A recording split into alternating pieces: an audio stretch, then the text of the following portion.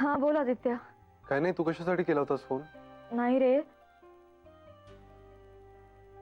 माईंसाठीच. गप्प गप्प आहेत. ते तर कळतच आहे. आदित्य, बाकीच्यांना पण जाणवत आहे, पण तितकं नाही जितकं आपल्या लक्षात येत आहे. म्हणजे अरे हसून साजरं करतात ना माई सगळं. आता मगाशी पण अर्चुते आणि विजयताई नव्या घराची चर्चा करत होत्या, तेव्हा माई गुपचूप निघून गेल्या. त्यांची तब्येत पण बरी वाटत नाही अचानक. तिच्या मनाविरुद्ध काही झालं ना की असंच होतं. तिची तब्येत लगेच कोमेजते. तिथे आहे का ती आसपास? देतेस तिला फोन? हो देते. 1 मिनिट हा, त्यांच्या रूम मध्ये जाते. हो. 1 मिनिट हा. माई घरातही नाहीयेत आणि इथे अंगणामध्ये दिसत नाहीये. अर्चूकडे गेली असेल बघ. अर्चूला हाक मारून बघ जरा. ताई, अर्चू ताई. काय ग? अहो माई आल्यात का तुमच्याकडे? नाही. का? खाली नाहीये?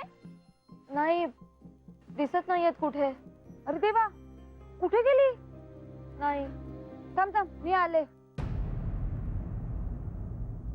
आल्या. आदित्य आल्या रे.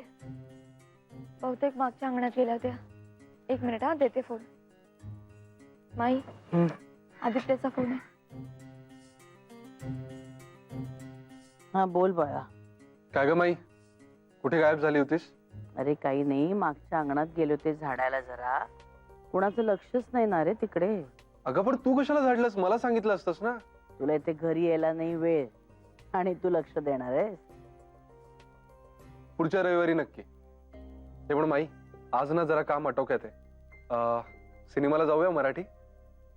नको रे, इच्छा नाहीये माझी. माई अगं. बरं बोल, हिच्याशी देते. धर. हॅलो. तिचं मनच उडालंय सगळ्यात. हो. काय बोलणार आता? हे बघ, तिच्या बरोबरच राहा. ओके, चल बाय. बाय. माई, तुला धुळीचा त्रास होतो ना? त्रास? हा, पण आता थोडे दिवसच आहे हा त्रास. हो, म्हणजे एकदा का सोसायटी झाली ना की ही सगळी कामं करण्यासाठी वॉचमन, इतर लोक वगैरे असतीलच की. पण तेव्हा अंगण नसेल. बरं माई, मी काय म्हणते, तू इथे नको बसूस, आज चल, इथे खूप गारवा आहे. चल. नको, बसते इथेच. बरं वाटतंय मला.